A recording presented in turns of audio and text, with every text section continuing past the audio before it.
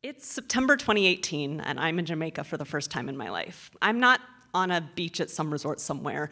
I'm standing at a bus stop on a busy street in Kingston, checking my watch every 10 seconds, desperately willing the bus to arrive, while an unknown man stands about 5 feet away from me, arms crossed, looking me up and down like I'm some kind of tasty snack he wants to devour.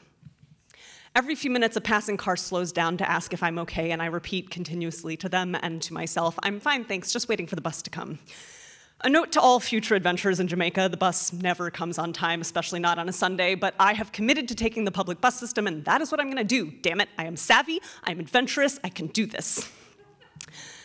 This all started a few days earlier when I arrived in Jamaica on a Friday evening and promptly realized that I had done absolutely zero planning for this trip.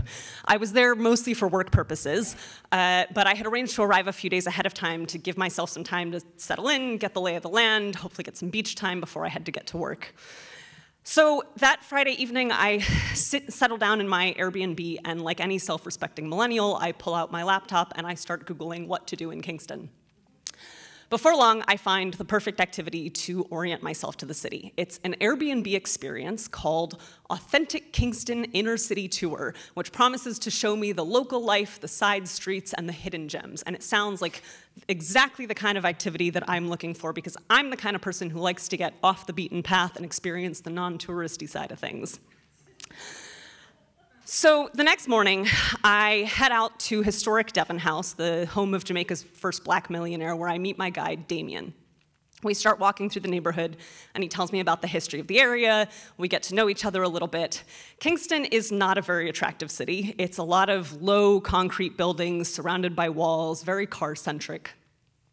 After a little while, we arrive in a square where there's a bunch of 15-passenger vans parked. Having lived for a while in Brooklyn, New York, I recognize this informal dollar van system. I had never actually taken one in Brooklyn, but here Damien easily chats with a few of the drivers, hands one a couple of dollars, and we get on a van to head downtown.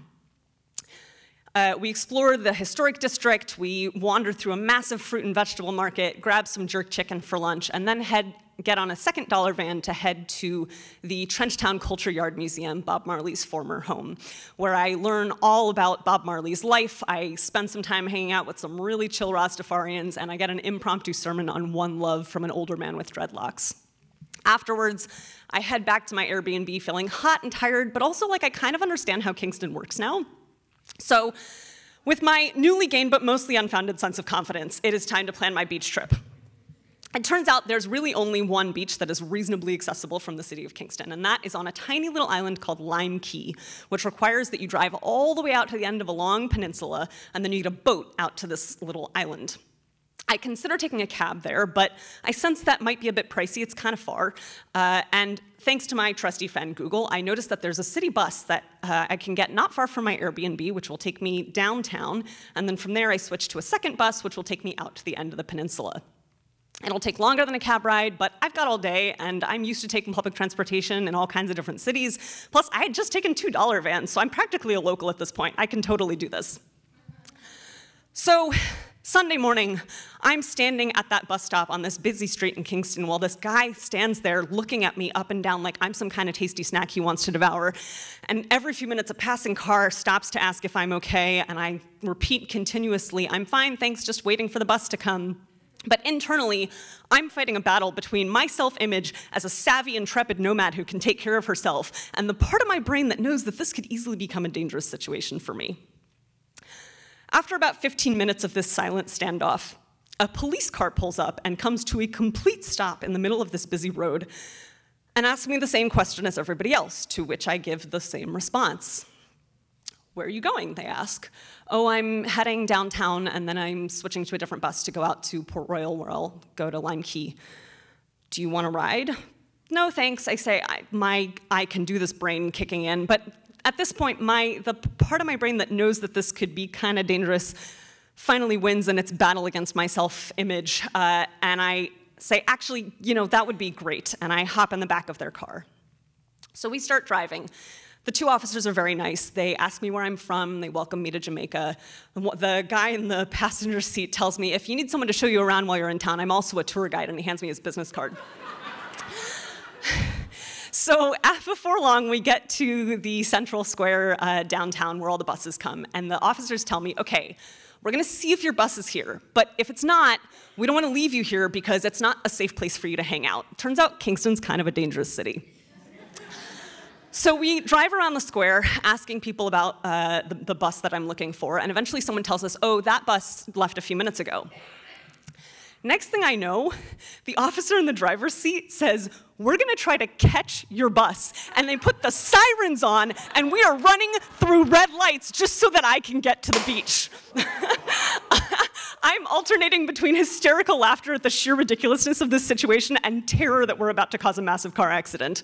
We drive like this for about 10 minutes at top speed before the officers acknowledge that we're probably never gonna catch the bus and we're out of the danger zone anyway, and therefore they leave me at a point where the bus turns off to go down the peninsula. It takes another 40 minutes for the bus to arrive, and by the time we get to Port Royal, I'm starting to get hungry. But thanks to my trusty friend Google, I know that I can get a good meal at a place called Gloria's, so I stop in to pick up something to take out to the beach with me, which takes another half hour.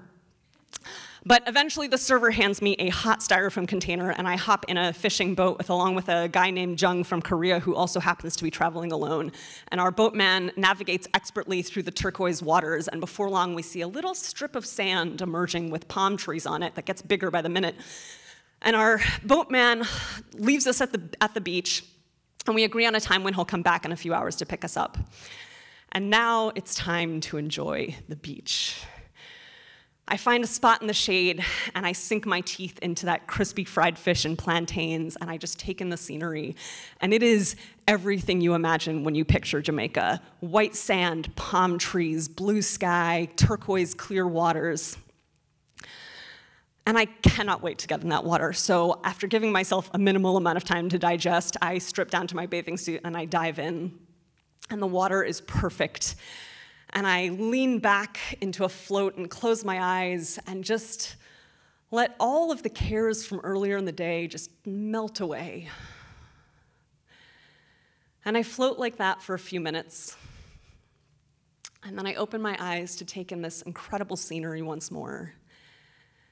And I notice some ominous-looking clouds. But a little rain never hurt anyone, right? I am determined to enjoy my beach time, so I just keep swimming. And then, lightning. There is literally nowhere to shelter on this island. It is maybe a few hundred feet long. And I get out of the water and I look around for Jung, who I notice booking it back from the other side of the island. And we're trying to figure out what to do when the only other people on the island kindly notice us panicking and offer us a ride on their boat, which conveniently had stayed with them. So we race back to shore, getting pelted with big fat raindrops the whole way. And right as we're getting out at the dock, it starts coming down in buckets, and we run for shelter.